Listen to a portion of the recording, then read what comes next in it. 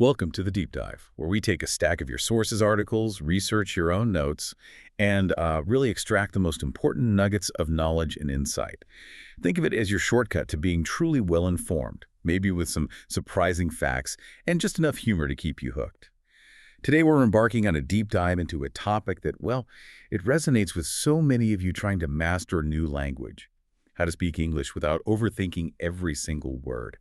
This deep dive is built from a fascinating source that breaks down why we get stuck and, maybe more importantly, how to break free. Yeah, our mission today is really to unpack those mental patterns, the ones that hold us back from speaking fluently, confidently.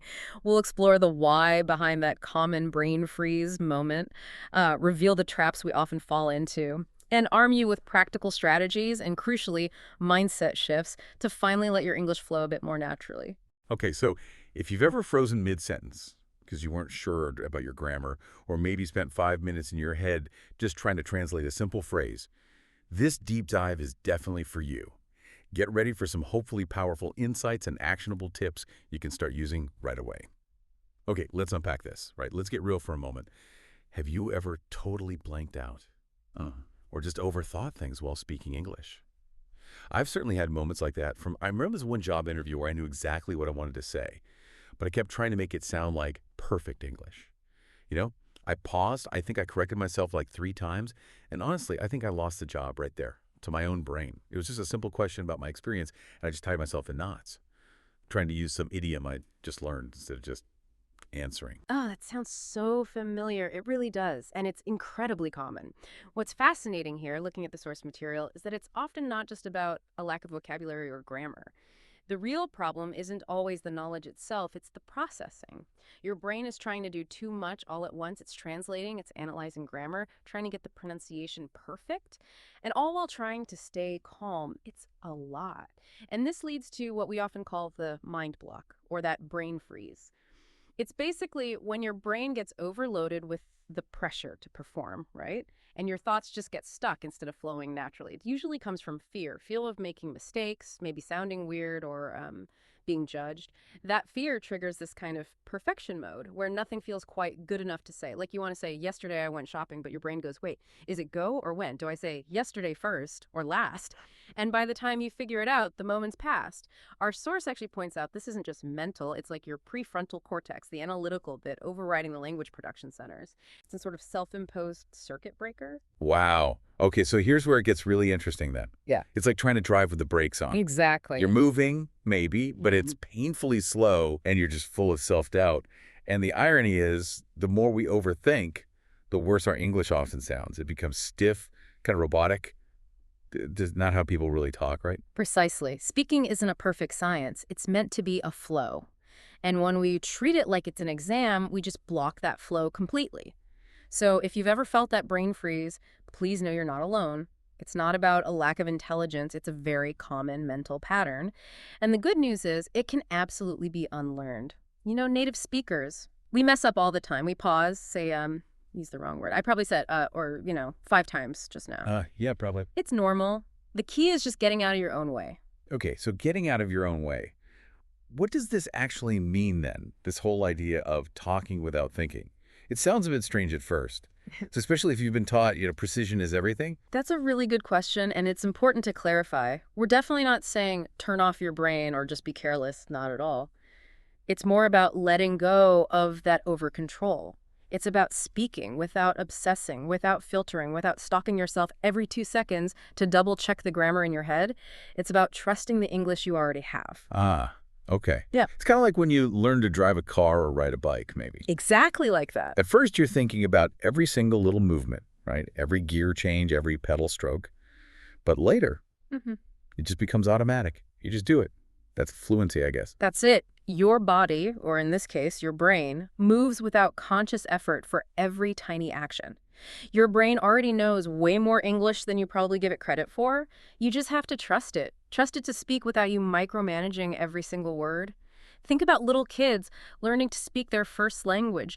They don't stop and ask, was that the past perfect tense I just used? No, definitely not. They just try. They mess up, they laugh, they keep going, and their confidence builds naturally because they aren't judging themselves every second. Adults, though, we tend to think we need to be perfect before we even open our mouths. which is completely backwards. You don't become fluent and then start speaking. You speak, often imperfectly, and that's how you become fluent. That's really the core philosophy in one sentence. Boom. Okay, that hits the nail on the head. So when we say talk English without thinking, we're really talking about building up the courage to just speak freely. Yeah. Trusting what you know, letting the conversation flow. And here's the best part, right? When you stop overthinking, your natural rhythm, your tongue, your actual confidence starts to show up. That's when you sound real. That's when people actually connect with you. And isn't that the real goal anyway? Right. Connection. Absolutely. Communication over perfection. Right. Okay, now that we've kind of established the idea, let's get into the real-life mistakes, those mental traps that people fall into all the time. And look, if you recognize yourself in any of these, seriously, don't worry, you're human. We all do this. Okay, trap number 1. Translating in your head. This one is huge. You're trying to form your sentence perfectly in your native language first, then translate it word for word into English. Languages just don't work like math equations, do they? The structure, the rhythm, the idioms, they're all different. This just slows you down massively, and it often results in really awkward or even incorrect phrasing. Your brain basically freezes trying to find that exact word-for-word equivalent, and you end up with sentences that might be technically grammatically correct, but they just sound off, unnatural to a native speaker. Yeah, I can totally see that. Okay, what's trap number 2? Trap number 2, grammar obsession. So you're in the middle of just a casual chat, right? And suddenly your brain is debating whether to use the present perfect continuous or the simple past. Oh yeah, been there. Or you're at a cafe just trying to order a coffee and you're worrying about hypothetical conditional structures. Look, perfectionism slows fluency right down. Mistakes are genuinely part of the process. And honestly, they often go completely unnoticed by native speakers in casual conversation. We care about the message, not the minor slip-ups. Nobody cares, just get the coffee. Exactly, just get the coffee. Okay, trap number 3, fear of judgment. This one's maybe more subtle, but it's so powerful. You start thinking things like, oh no, what if they laugh at my accent? Or what if I sound stupid? And that fear just makes you clam up, go silent. Or maybe you speak so quietly and slowly that you lose all your confidence anyway. This is such a huge barrier because the more you worry about being judged, the less you actually practice. And practice is how you improve. Okay, let's try a quick role play maybe, just to show the difference. Yeah. Imagine, Overthinking Oliver versus relaxed Rachel. They're trying to talk about going to the market. Oliver might sound like, hi, Grand, I just went. That's the market. They had so many fresh apples. I go, no, went, yesterday, market. Apples, many fresh, ear, actate. You can almost hear the gears grinding. totally painful. Whereas relaxed Rachel might just say something like, oh, I went to the market yesterday. They had so many fresh apples. She gets her point across. Maybe there's a tiny pause, maybe not. But it doesn't derail everything. Exactly, and that's the key difference. Communication happened. Look, awareness is the absolute first step to change. Don't beat yourself up if you recognize these. Just notice them. Just acknowledging these patterns is a huge step forward, really. Okay, that's helpful. So now that we've identified the traps, let's shift gears. It's time for solutions. How do we actually stop overthinking and start speaking English with, more confidence, more flow? Right, first things first, let's talk mindset. Because honestly, no matter how many tricks or exercises you learn, if your mind isn't in the right place, you'll just keep hesitating. It starts there. So mindset shift number 1, progress over perfection. Say it again. Progress over perfection. You simply do not need perfect grammar to communicate effectively. You need clarity, you need confidence, and you need consistency. Think about it. When someone talks to you in your own language and makes a few small mistakes, do you care? Probably not. You just appreciate the effort, right? Yeah, totally. You just want to understand it. Exactly. So focus on being understood, not on being flawless, that pursuit of perfection. It's often the biggest enemy of actual progress in language learning. Okay, mindset shift number 2. Fluency is built through use, not waiting. Stop waiting until you feel ready, because guess what? You might never feel perfectly ready. Speak now. Speak messy. Speak often. The only way to get comfortable speaking is to actually, speak. That's a powerful shift. But, for a lot of people, years of school have kind of ingrained the opposite, haven't they? That deep need for perfection. So how do we practically undo that conditioning? Let's get into those practical strategies, real things you can try, like today. Okay, great. First strategy, think in English. Even when you're just by yourself, try to describe what you're doing, but in English in your head. So instead of your native language, internally narrate your day. Okay, I'm making coffee now, right? Brushing my teeth. I'm going to the store later. Yeah. You don't even have to speak it aloud, though you can. Just train your brain to stay in English mode more often. This little habit, if you do it consistently, can make a huge difference in how fast your brain processes English without translating. Okay, I like that. Internal monologue in English. Got it. What else? Another one, the shadowing technique. This is really effective. Find audio of a native speaker, could be from YouTube, this deep dive right here, a movie, anything. Listen to a sentence, pause the audio, and then immediately repeat it out loud. Try to match their tone, their speed, their rhythm. There's literally no time to overthink. You just have to mimic, just speak. So, if you're watching a cooking show, like I said, and the host says, now gently fold in the flour, you pause, you repeat. Now gently fold in the flour. It trains your mouth and your brain to work together much more quickly. Shadowing. Okay, makes sense. Like muscle memory for your mouth. Kind of, yeah. Next up, the 1-minute freestyle. Set a timer on your phone for just 1 minute. Pick any simple topic, food, your weekend plans, your dream job, anything. And then just speak nonstop about it for that minute. No stopping, no editing yourself, no correcting. Just keep the words flowing. The goal isn't accuracy here, remember. It's pure flow. And here's a pro tip. Record yourself doing it. I know it feels weird at first. Ugh, yeah, listening to yourself speak. I know. But it lets you hear your actual progress over time, and it helps you get comfortable with the sound of your own voice in English. You might actually surprise yourself at how much you can say when you're not stopping yourself. Okay, I can see the value. 1 minute freestyle. What's next? Another really useful one, use filler phrases.